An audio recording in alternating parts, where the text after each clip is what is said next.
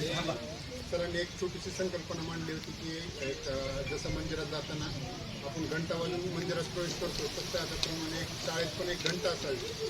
ही संकल्पना सरांनी मांडल्यानंतर एक ती पूर्ण करण्यासाठी मी एक प्रयत्नशील होतो. सरांच्या येत्या 17 सप्टेंबरच्या अगोदर ही संकल्पना आम्ही पूर्ण करू हे या ठिकाणी बोलतो. आणि नवीन शालेय समिती स्थापन झालेली आहे. नवीन शालेय समितीला अध्यक्ष, उपाध्यक्ष, सदस्य यांचाही पुढील वाटचालीसाठी त्यांना मी शुभेच्छा देतो. त्यांना कुठल्याही प्रकारची कसलीही मदत लागली, आम्ही जरी शालेय समितीचे सदस्य नसलो किंवा एक ग्रामस्थ म्हणून आम्ही त्यांना सदैव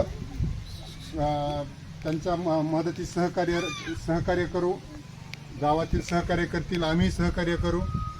इतरत्र बोलायचं झालं तर गुरुजनांबद्दल तर काय बोलावं हे शब्दच नाहीत आमच्यापाशी. गावकऱ्यांपाशी गुरु तौर सर आणि मोरे सरांबद्दल काय बोलावं यासाठी शब्दसुद्धा नाही आहेत. एवढं चांगलं काम आहे.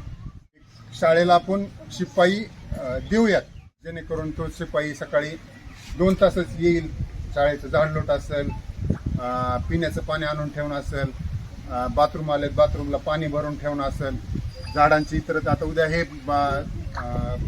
पालकांच्या वतीनं तर व्हायला लागले की मेरा एकत्र हे करून गवत फवारून हे करायचं. वर्गणीतून काय करता येईल का याचा प्रयत्न कर. पण तोही प्रश्न आम्ही एक पालक, गावचे ग्रामस्थ, युवक आणि जे शालेय समिती सदस्य आहेत त्या माध्यमातून बी आम्ही तो प्रश्न सोडवायचा प्रयत्न करू.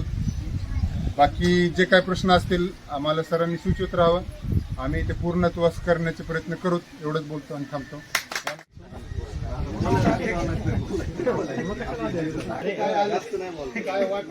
यांचा आज वाढदिवस आहे. शालेय समितीच्या अध्यक्ष, उपाध्यक्षाच्या वतीनं मी तुमचे आभार व्यक्त करीत आहे. तर वाढदिवसासाठी अभिनव खूप खूप शुभेच्छा. मला अध्यक्ष केलं, सगळ्यांची मंजुरी घेतली, सरांनी पण सहकार्य केले. मोरे सर, तवर सर, इतर आपल्या गावाला चांगलेच सर होते. आणि आज अभिमन्यू सोमवंशी यांचा वाढदिवस आहे. त्यांनी पुन्हा एकदा वाढदिवसाच्या हार्दिक शुभेच्छा. काय पाहिजे